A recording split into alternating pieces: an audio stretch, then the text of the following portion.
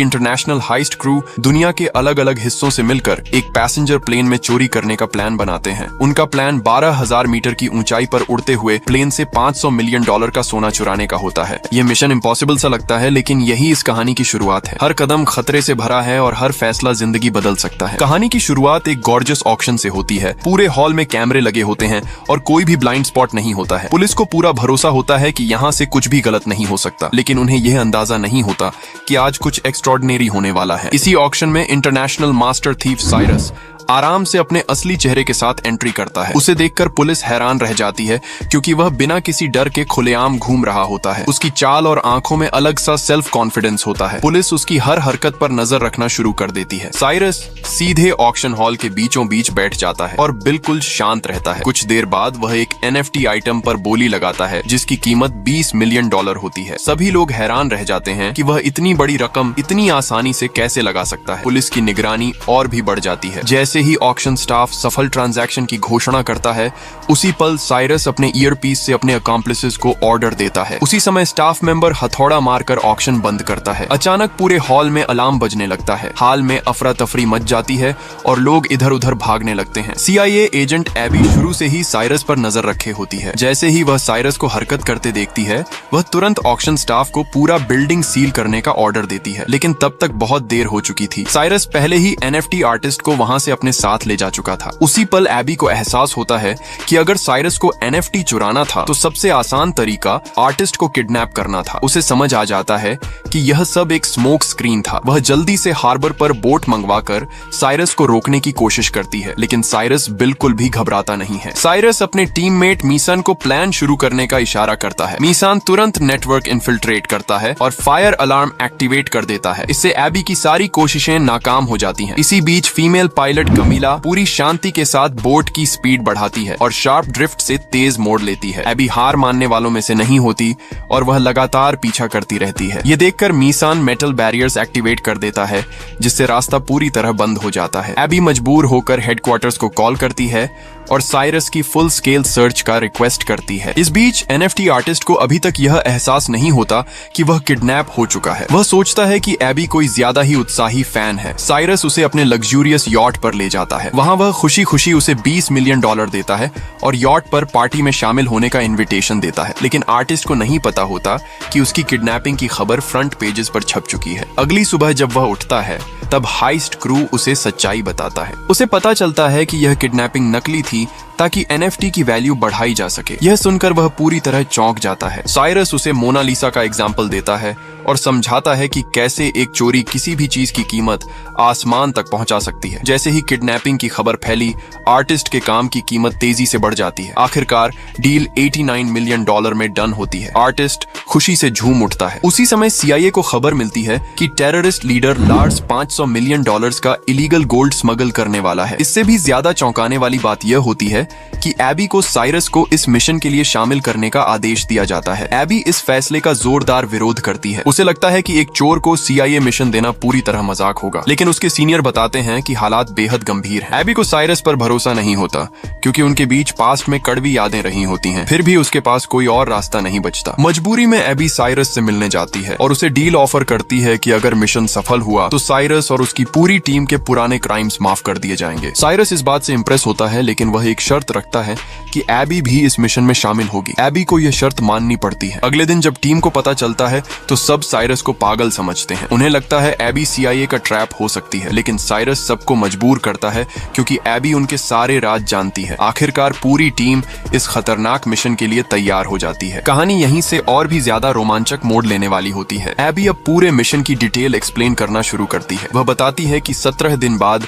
Lars London के एक bank से $500 मिलियन का गोल्ड ज़ुरिच भेजने वाला है। ये गोल्ड स्क्वायर वुडन क्रेट में होगा, जिसकी लंबाई चौड़ाई 1 से 1.5 मीटर होगी और कुल वजन 10 टन होगा। यह गोल्ड भारी सिक्योरिटी के साथ ट्रक से हीथ्रो एयरपोर्ट लाया जाएगा। वहां से इसे स्विस एयर के पैसेंजर प्लेन में लोड किया जाएगा, जो सीधे ज़ूरिक जाएगा। मतलब साफ है कि गोल्ड को जमीन पर चुराना नामुमकिन है। ये प्लान सुनकर साइरस की टीम को लगता है कि यह एक सुइसाइड मिशन है। इतनी सिक्योरिटी में गोल्ड चुराना किसी पागलपन से कम नहीं होगा। लेकिन साइरस शांत रहता है और कहता है कि अगर जमीन पर पॉसिबल नहीं है तो हवा में रास्ता निकाला जाएगा। साइरस फैसला करता है कि गोल्ड को फ्लाइट के दौरान ही मूव किया जाएगा। इसके लिए उन्हें एक दूसरा प्लेन चाहिए होगा। जब दोनों प्लेन काफी करीब आएंगे, तब रेडार सिग्नल एक्सचेंज किया जाएगा। इसके बाद गोल्ड वाले प्लेन को कोई डिटेक्ट नहीं कर पाएगा। हैकर मिसान तुरंत सर्च शुरू करता है और एक सूटेबल प्लेन ढूंढ निकालता है। यह प्लेन साइज में बड़ा होता है और पहले से हेवीली मॉडिफाइड होता है। इसे रिमोटली कंट्रोल किया जा सकता है और इसमें ऑटोमेटिक स्टील पाइप्स भी लगे होते हैं। डेंटन उन्हें प्लेन की सबसे खास बात दिखाता है। इस प्लेन का बॉटम हिस्सा एक जायंट एलईडी स्क्रीन होता है। इसकी मदद से प्लेन को रेडार और विजुअल डिटेक्शन से बचाया जा सकता है। साइरस समझ जाता है कि यही उनका सबसे बड़ा हथियार होगा। प्लेन रेंट करने के बाद पूरी टीम हाईजैकिंग प्लान डिजाइन करने लगती है। सबसे पहले उन्हें रेडार सिस्टम कंट्रोल करना होगा ताकि उनका प्लेन इनविजिबल रहे। साथ ही गोल्ड कैरिंग प्लेन के करीब पहुंचकर सिग्नल एक्सचेंज भी करना होगा। प्लान के मुताबिक करीब 9100 मीटर की ऊंचाई पर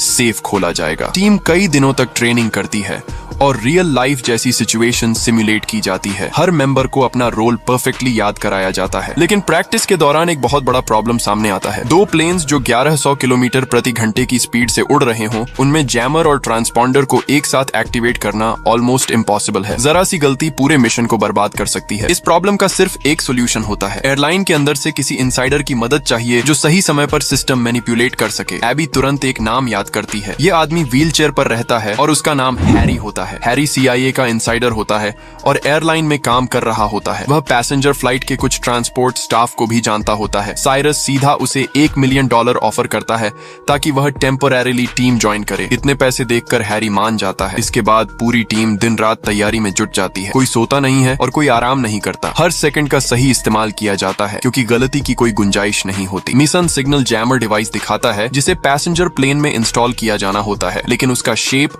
बॉम्ब जैसा दिखता है। एबी सजेशन देती है कि डिवाइस को पार्ट्स में डिसमेंटल किया जाए। प्लान बनता है कि हर मेंबर एक एक पार्ट लेकर पैसेंजर बनकर प्लेन में चढ़ेगा। सिक्योरिटी को शक न हो इसलिए सभी अलग अलग वेव्स में बोर्डिंग करेंगे। इस तरह पूरा डिवाइस प्लेन के अंदर असेंबल किया जाएगा। सारी तैयारी पूरी होते ही एक्शन डे आ जाता है। टीम मेंबर्स नॉर्मल पैसेंजर्स की तरह प्लेन में चढ़ते हैं। कोई बिजनेस क्लास में होता है और कोई इकोनॉमी क्लास में। गोल्ड कार्गो होल्ड में भारी गार्ड के साथ रखा होता है, लेकिन तभी एक अनएक्सपेक्टेड घटना हो जाती है। इंजीनियर लूक अचानक भाग जाता है। साइरस को खबर मिलते ही वह घबरा जाता है क्योंकि लूक के पास जैमर का एक इंपॉर्टेंट कंपोनेंट होता है। साइरस तुरंत मिसान से सॉल्यूशन पूछता है। इसी बीच कमिला स्टेल्थ प्लेन उड़ाते हुए पैसेंजर प्लेन के पीछे पीछे उड़ रही होती है। आसमान में दोनों प्लेन्स के बीच दूरी लगातार कम हो रही होती है। मिसान कैबिन स्कैन करता है और पाता है कि 5 बॉडीगार्ड्स पैसेंजर बनकर बैठे हैं। 2 फर्स्ट क्लास में होते हैं और 3 इकोनॉमी क्लास में। टीम को तुरंत अलर्ट कर दिया जाता है। प्लेन क्रूजिंग एल्टीट्यूड पर पहुंचते ही पैसेंजर्स को कैबिन में मूव करने की परमिशन मिल जाती है। टीम मेंबर्स बारी बारी इकोनॉमी क्लास रेस्टरूम जाते हैं और डिवाइस के पार्ट्स वहां छुपा देते हैं। इसके बाद एबी बैकपैक पहनकर partially assembled device first class restroom ले जाती है, लेकिन उसकी नर्वस बॉडी लैंग्वेज एक बॉडीगार्ड को सस्पिशियस बना देती है। खतरा बहुत करीब होता है। उसी समय प्लेन में टर्बुलेंस आता है और एबी के हाथ से डिवाइस गिरकर टूट जाता है। वह घबरा जाती है और समझ नहीं पाती कि क्या करे। तभी साइरस दौड़कर आता है और उसकी मदद करता है। इस वक्त तक कमिला प्लेन को परफेक्टली अलाइन कर चुकी होती है, लेकिन जैमर अभी तक फुली असेंबल नहीं हुआ होता। तभी रेस्टरूम डोर पर बॉडीगार्ड जोर से नॉक करता है। डेंजर के उस पल में एबी सजेस्टिव आवाजें निकालती है और बॉडीगार्ड वहां से चला जाता है। साइरस पूरी तेजी से डिवाइस रिपेयर करता है और आखिरकार जैमर एक्टिवेट हो जाता है। उसी पल कमिला वेग टर्बुलेंस का इस्तेमाल करके पैसेंजर प्लेन के पीछे लॉक कर लेती है। सिग्नल एक्सचेंज सक्सेसफुल हो जाता है और दोनों प्लेन्स रेडर से गायब हो जाते हैं। अब मिशन अपने सबसे खतरनाक फेज में प्रवेश कर चुका होता है। उसी समय एयर ट्रैफिक कंट्रोल सेंटर में हैरी अपना खेल शुरू करता है। वह कैप्टन को फॉल्स वेदर रिपोर्ट भेजता है और बताता है कि ज़ूरिक में मौसम बहुत खराब है। वह कैप्टन से रिक्वेस्ट करता है कि प्लेन को इमरजेंसी लैंडिंग के लिए बर्फीले पहाड़ों के बीच बने एयरपोर्ट की ओर मोड़ा जाए। हैरी अपना काम पूरा करने के बाद कमीला को सिग्नल भेज देता है। कमीला तुरंत अगला स्टेप एग्जीक्यूट करती है। वह रडार जैम करने वाला ड्रोन रिलीज करती है और पैसेंजर प्लेन से डिस्टेंस बढ़ा लेती है। अब दोनों प्लेन्स पूरी तरह कंट्रोल में होते हैं। कैप्टन पैसेंजर्स को इमरजेंसी लैंडिंग की अनाउंसमेंट करता है। कैबिन में हलचल होने लगती है और लोग घबरा जाते हैं। इसी बीच बॉडीगार्ड्स भी एक्टिव हो जाते हैं और सस्पिशियस मूवमेंट शुरू कर देते हैं। कार्गो होल्ड में मैग्नस अपना काम शुरू करता है। वह कंट्रोल पैनल पर बटन्स दबाने लगता है, लेकिन कुछ देर तक कोई रिस्पॉन्स नहीं आता है। हर किसी की सांस अटक जाती है। अगर सिस्टम फेल हो गया तो सब खत्म हो जाएगा। अचानक अगले ही पल सेफ अनलॉक हो जाता है। मैग्नस राहत की सांस लेता है और तुरंत पासवर्ड क्रैक करने लगता है। गोल्ड तक पहुंचने का रास्ता खुल चुका होता है, लेकिन तभी एक बॉडीगार्ड को कुछ गड़बड़ नजर आती है। वह तुरंत अलर्ट हो जाता है। बिना वक्त गंवाए कैबिन के अंदर फाइट शुरू हो जाती है। पैसेंजर्स चीखने लगते हैं और केओस फैल जाता है। इसी दौरान कैप्टन को भी कैबिन से अजीब आवाजें सुनाई देती हैं। वह स्थिति स्थिति समझते ही नियरेस्ट एयरपोर्ट पर इमरजेंसी लैंडिंग का फैसला ले लेता है। प्लेन तेजी से नीचे उतरने लगता है। प्लेन जैसे ही एल्प्स के एयरपोर्ट पर लैंड करता है, बॉडीगार्ड साइरस को गन पॉइंट पर कार्गो होल्ड में ले जाते हैं। वे गोल्ड चेक करने का आदेश देते हैं और तुरंत लार्स को कॉल करके सिचुएशन रिपोर्ट करते हैं। लार्स शांत रहता है और सब सुनता है। बॉडीगार्ड उसे बताता है कि प्लेन एल्प्स के एयरपोर्ट पर उतरा है, लेकिन रॉबर्ट्स ने एक बैकअप प्लेन भी तैयार कर रखा है। लार्स ठंडे दिमाग से अपने आदमियों को गोल्ड और रॉबर्ट्स दोनों सीज करने का आदेश देता है। बॉडीगार्ड साइरस, एबी और कमिला को प्लेन से नीचे उतारते हैं। कमिला के पास खुद को समझने का भी समय नहीं होता और वह भी प्रिजनर बन जाती है। अब सिचुएशन पूरी तरह उलट चुकी होती है। गोल्ड को शिफ्ट करने की तैयारी होती है। गन सिर पर रखकर कमिला को बैकअप प्लेन उड़ाने के लिए मजबूर किया जाता है। आसमान में एक बार फिर टेंशन भर जाती है। CIA हेडक्वार्टर्स में बैठे सीनियर्स को भी एहसास हो जाता है कि एबी और उसकी टीम सीरियस ट्रबल में है। तुरंत ट्रैकिंग ऑर्डर जारी किया जाता है और सैटेलाइट्स एक्टिव कर दिए जाते हैं। बैकअप प्लेन धीरे धीरे टेक ऑफ करता है। उसी पल कमिला सीक्रेटली सिग्नल भेजती है। साइरस सिग्नल समझ जाता है और एबी से सीट बेल्ट बांधने को कहता है। अगले ही सेकंड प्लेन वायलेंटली शेक करता है। जिन बॉडीगार्ड्स ने सीट बेल्ट नहीं बांधी होती वे फ्लोर पर गिर जाते हैं। केओस फिर से फैल जाता है। लीड बॉडीगार्ड किसी तरह खड़ा होकर कमिला से पूछता है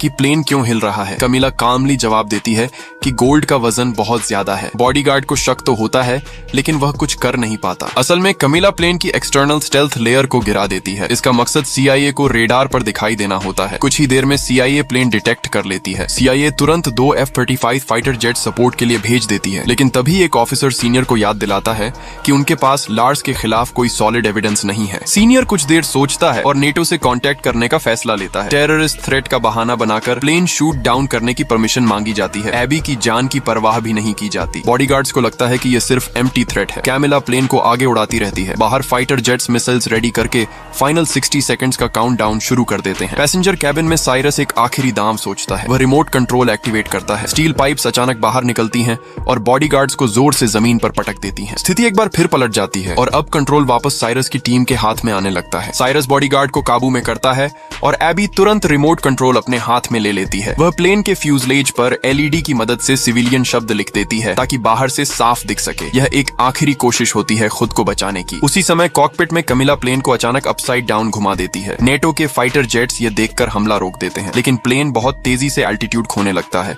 और सिचुएशन और भी ज्यादा खतरनाक हो जाती है। एबी इस मौके का फायदा उठाती है और रिमोट से कार्गो होल्ड का दरवाजा खोल देती है। साइरस से जूझ रहा बॉडीगार्ड संतुलन खो देता है और सीधे खुले आसमान में गिर जाता है। एक सेकंड में सब कुछ खत्म हो जाता है। इसके बाद साइरस और एबी कॉकपिट की तरफ भागते हैं। वहां कैमिला अभी भी एक बॉडीगार्ड से लड़ रही होती है। तीनों मिलकर किसी तरह उसे भी काबू में कर लेते हैं, लेकिन अब प्लेन पूरी तरह डैमेज्ड हो चुका होता है। साइरस पायलट सीट पर बैठता है और पूरी ताकत से प्लेन को ऊपर खींचने की कोशिश करता है। तभी फ्यूजलाज का एक हिस्सा टूटकर टेल फिन से टकरा जाता है। प्लेन अब पूरी तरह कंट्रोल से बाहर हो जाता है। अब इमरजेंसी लैंडिंग के अलावा कोई रास्ता नहीं बचता। साइरस जल्दी से नीचे देखता है और एक हाईवे की तरफ प्लेन मोड़ देता है। ये फैसला जान बचाने के लिए लिया जाता है। प्लेन तेज रफ्तार में नीचे उतरता है और जमीन से टकराते ही फिसलने लगता है। प्लेन कंट्रोल से बाहर होकर सीधे लार्स की लग्जरी विला की तरफ बढ़ता है। विला में बैठा लार्स और गोल्ड रिसीव करने आई वुमन ये देखकर घबरा जाते हैं। किसी को समझ नहीं आता कि यह क्या हो रहा है। सड़क के दोनों तरफ लगे पेड़ प्लेन की रफ्तार को कम कर देते हैं। प्लेन टूटता हुआ विला के सामने आकर रुक जाता है। जोरदार आवाज के साथ सब कुछ शांत हो जाता है। साइरस, एबी और कमिला टूटे हुए प्लेन से बाहर निकलते हैं। चारों तरफ अफरा तफरी मची होती है। उसी जगह 10 टन गोल्ड जमीन पर बिखरा पड़ा होता है। गोल्ड काउंट करने आई वुमन को अचानक मैसेज मिलता है कि डील में एक इन्फॉर्मेंट मौजूद है। वह तुरंत ट्रांजैक्शन रोकने का फैसला करती है। उसे शक हो जाता है कि कुछ बड़ी गड़बड़ है। वुमन ये भी समझ जाती है कि तीनों में से कोई एक पुलिस ऑफिसर है। वह कॉन्ट्रैक्ट तोड़ने की तैयारी करती है, लेकिन लार्स को ज्यादा बातों में भरोसा नहीं होता। वह बिना सोचे समझे 2 गोलियां चला देता है। वुमन वहीं गिर जाती है और उसकी मौत हो जाती है। लार्स के चेहरे पर कोई भाव नहीं होता, लेकिन उसे यह नहीं पता होता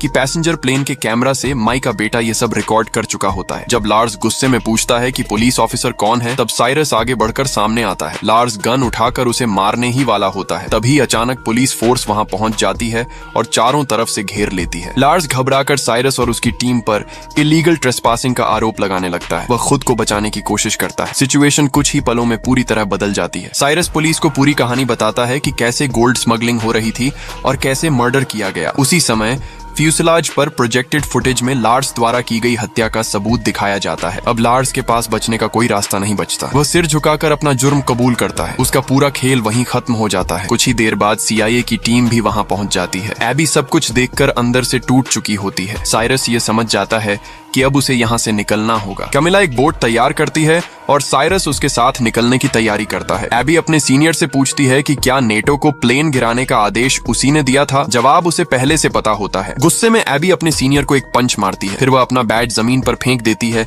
और CIA से रिजाइन कर देती है। उसके चेहरे पर अजीब सी शांति होती है। इसके बाद एबी बिना पीछे देखे ओसाइरिस की बोट पर चढ़ जाती है। अब उसका रास्ता पूरी तरह बदल चुका होता है। कहानी अब अपने आखिरी और सबसे चौंकाने वाले मोड़ की तरफ बढ़ती है। बोट आगे बढ़ती है और पीछे केओस धीरे धीरे दूर होता जाता है। साइरस एबी को शांत करने की कोशिश करता है। समुद्र की हवा उनके चेहरों से टकरा रही होती है और पहली बार एबी को लगता है कि वह सच में आजाद है। साइरस उससे कहता है कि अब उसे पूरी सच्चाई जाननी चाहिए। साइरस एबी को बताता है कि यह मिशन शुरू से ही CIA के लिए नहीं था। एबी ये सुनकर चौंक जाती है। वह समझती थी कि गोल्ड CIA के हाथ में जाएगा, लेकिन साइरस मुस्कुराकर कहता है कि उसने कभी CIA पर भरोसा नहीं किया। साइरस समझाता है कि ब्रसल्स में जब हैरी को रिक्रूट किया गया था तभी असली प्लान एग्जीक्यूट हो चुका था। उसी समय मैग्नस ने असली गोल्ड को फेक गोल्ड से रिप्लेस कर दिया था। असली गोल्ड आयरन बार्स से ढका हुआ था जिन पर सिर्फ गोल्ड पेंट लगा था। ये fake gold crates Swiss air cargo plane से भेज दिए गए थे। पैसेंजर प्लेन में जो ड्रामा हुआ वह सिर्फ अटेंशन डाइवर्ट करने के लिए था। CIA और लार्स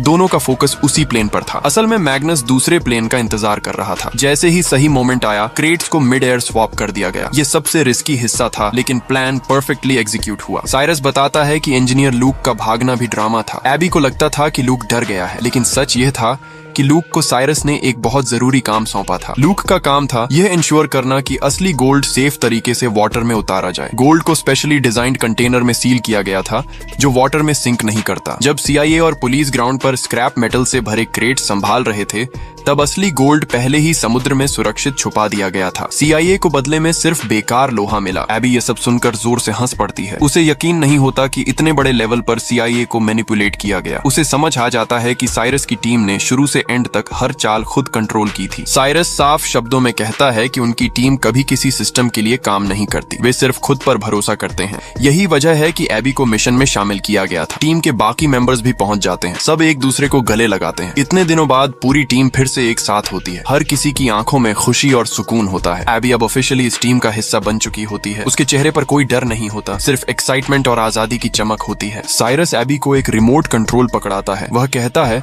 कि अब आखिरी स्टेप उसका है। एबी बिना कुछ पूछे रिमोट का बटन दबा देती है। समुद्र की सरफेस हिलने लगती है। धीरे धीरे पानी के नीचे से मेटल कंटेनर्स ऊपर आने लगते हैं। कुछ ही सेकंड्स में 10 टन गोल्ड पानी से बाहर दिखाई देने लगता है। एबी की आंखें खुली की खुली रह जाती हैं। वह गहरी सांस लेती है और अपने अंदर एक अजीब सी राहत महसूस करती है। उसे लगता है जैसे उसके अंदर का बोझ पूरी तरह उतर गया हो। साइरस उसे देखता है और हल्की सी मुस्कान देता है। टीम के सभी लोग गोल्ड को देखते रहते हैं जो पानी से बाहर निकल चुका होता है। 10 टन सोना उनके सामने होता है और उसकी कीमत $500 मिलियन होती है। ये वही गोल्ड होता है जिसके लिए इतनी बड़ी लड़ाई लड़ी गई थी। एबी कुछ पल तक चुप रहती है और फिर उसे अपनी पुरानी जिंदगी याद आती है जहां हर दिन रूल्स और ऑर्डर्स में बीतता था। अब उसे लगता है कि उसने सही फैसला लिया है। साइरस साफ साफ कह देता है कि उसने गोल्ड चुराने की बात एबी से जानबूझकर छुपाई थी। अगर वह पहले जान जाती तो CIA का दबाव उसे तोड़ सकता था। एबी यह बात समझ जाती है और उसे कोई शिकायत नहीं रहती। टीम के बाकी मेंबर्स भी एबी को ऑफिशियली वेलकम करते हैं। हर कोई साइरस की लीडरशिप की तारीफ करता है। साइरस टीम से कहता है कि यह अंत नहीं बल्कि एक नई शुरुआत है। आगे और भी बड़े प्लान्स उनका इंतजार कर रहे हैं। यहीं पर आज की यह कहानी खत्म होती है। आपको यह मूवी कैसी लगी? अपना ओपिनियन कमेंट में जरूर बताइए। ऐसी ही और स्टोरीज के लिए चैनल को सब्सक्राइब करना ना भूलें।